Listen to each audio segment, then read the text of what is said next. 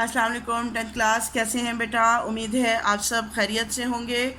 جی بیٹا، آج ہم اپنے سلیبس میں شامل جو ہے وہ نظم کسان جو ہے اس کو پڑھیں گے، اس کے تمام اشعار پڑھیں گے، مشکل الفاظ کے معنی پڑھیں گے اور پھر ہم اس کی تشریح کریں گے۔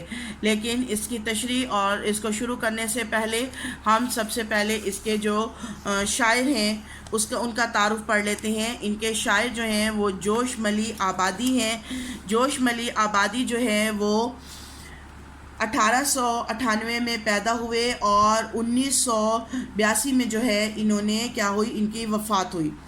جوش ملی آبادی لکھنؤ میں پیدا ہوئے۔ پورا نام شبیر حسن خان تھا اور جوش ان کا تخلص تھا۔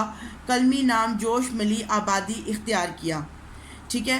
ان کے خاندان میں علم و ادب جو ہے کی روایت موجود تھی۔ ان کے دادا بھی شاعر تھے۔ جوش نے عربی اور فارسی کی ابتدائی تعلیم کہاں حاصل کی؟ گھر ہی حاصل کی۔ ان کا گھرانہ مالی طور پر آسودہ تھا، یعنی خوشحال تھا، روپے پیسے کی تنگی نہ تھی، ٹھیک ہے۔ اور اس کے بعد ان کی جو ہے زبان اور بیان پر ماہرانہ دسترس رکھتے تھے۔ الفاظ جو ہے وہ بہت اچھے استعمال کرتے تھے اور انہیں شاعر انقلاب بھی کہا جاتا ہے۔ اردو کی مقبول ترین صنف سخن غزل سے ان کی دلچسپی نہ تھی، اسی لیے انہوں نے غزل جو نہیں لکھی بلکہ ان کا شمار غزل کے مخالفین میں ہوتا ہے، یعنی ان کو غزل نہ صرف لکھتے نہیں تھے بلکہ دلچسپی نہیں تھی بلکہ پسند بھی نہیں کرتے تھے، وہ نظم کے شاعر تھے۔ جی، ان کی جو نظم ہے کسان، ان کی کتاب شعلہ و شبنم سے لی گئی یہ کسان، اس کے بارے میں ہم پڑھتے ہیں۔ اس کا پہلا شعر دیکھیں۔ سب سے پہلے اس کو پڑھ لیتے ہیں، اس کے مشکل الفاظ کے معنی دیکھ لیتے ہیں اور پھر اس کی تشریح کریں گے۔ جھٹ پٹے کا نرم رو دریا، شفق کا اضطراب، کھیتیاں میدان خاموشی غروب آفتاب۔ جھٹ پٹے یعنی صبح یا شام کے وقت، جو صبح یا شام کے وقت جب ابھی سورج نہیں نکلا ہوتا اور ہلکی ہلکی روشنی ہوتی ہے، یا شام کو جب سورج غروب ہو رہا ہوتا ہے اور بہت کم روشنی رہ جاتی ہے، اس کو کہتے ہیں جھٹ پٹے کا نرم رو۔ نرم رو یعنی نرمی سے بہنے والا۔ شفق کا اضطراب، شفق جو آسمان پر جو رنگ چھا جاتا ہے، سرخ رنگ کا، ایسے مالٹا سے رنگ کا، اورنج کلر کا آسمان ہو جاتا ہے، اس کو شفق کہتے ہیں، ٹھیک ہے۔ اور اضطراب کہتے ہیں بے چینی کو۔ کھیتیاں یعنی کھیت میدان اور ہر طرف خاموشی، اور غروب آفتاب یعنی غروب آفتاب کا منظر۔ جی، شام کے وقت کا منظر بیان کرتے ہوئے شاعر کہتے ہیں کہ شام کے وقت کا دریا بہت روانی سے اور بہت نرمی سے جو ہے وہ بہتا ہے۔ آسمان پر پھیلی سرخی میں بہت بے قراری پائی جاتی ہے۔ غروب آفتاب کے وقت کھیتوں میں اور میدان خاموشی کا منظر پیش کرتے ہیں۔ وہ میدان، وہ کھیت جہاں دن بھر ہلچل رہتی ہے، دن بھر کام ہوتا رہتا ہے، شور شرابہ ہوتا رہتا ہے، وہاں غروب آفتاب ہوتے ہی کیا ہو جاتا ہے؟ خاموشی چھا جاتی ہے۔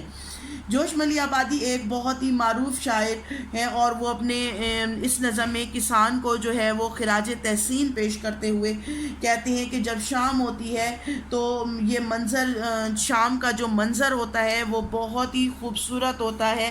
جب سورج غروب ہو رہا ہوتا ہے اور اس وقت آسمان پر ہر طرف لالی چھا جاتی ہے اور اس لالی میں ایک جو ہے بے چینی پائی جاتی ہے، لیکن وہ قابل دید منظر ہوتا ہے۔ ہر طرف خاموشی جو ہے وہ پھیل جاتی ہے، میدان کھیتوں میں ہر طرف خاموشی اور جو ہے وہ سکون پایا جاتا ہے۔ دن بھر جہاں کسان اور دوسرے لوگ مل جل کر کام کر رہے ہوتے ہیں، وہاں غروب آفتاب ہوتے ہی کیا ہو جاتا ہے؟ خاموشی ہو جاتی ہے۔ یہ سما اور ایک قوی انسان یعنی کاشتکار، ارتقاء کا پیشوا، تہذیب کا پروردگار۔ سما نظارہ، قوی مضبوط، کاشتکار کسان کو کہتے ہیں، ارتقاء ترقی، پیشوا آگے بڑھنے والا یعنی ترقی کو آگے بڑھانے والا، تہذیب کا پروردگار، پروردگار یعنی پیدا کرنے والا، تہذیب تمدن جو ہے۔ جی، اس شعر میں کسان کی عظمتوں کو جو ہے خراج تحسین پیش کرتے ہوئے شاعر کہتے ہیں کہ شام کے وقت کسانوں سے کھیتوں سے واپس آنے والا جو کسان ہے وہ شام کے وقت دن بھر کام کر کے جب وہ شام ہوتے ہی واپس آتا ہے تو یہ مضبوط بدن والا شخص جو ہے وہ کاشتکار کہلاتا ہے. وہ کھیتوں میں سارا دن ہل چلاتا ہے، گوڈی کرتا ہے، پانی دیتا ہے اور اپنے فصلوں کی نگہبانی کرتا ہے. وہ یہ سارا کام نہایت خوشی سے اور بہت احسن طریقے سے انجام دیتا ہے. زمین کے سینے کو چیر کر اسے نرم کرتا ہے اور اس میں بیج بوتا ہے اور آخر اسے ایک دن جو ہے اس کی محنت، دن رات کی محنت کا پھل اسے اس کی شاندار فصل کی صورت میں ملتا ہے.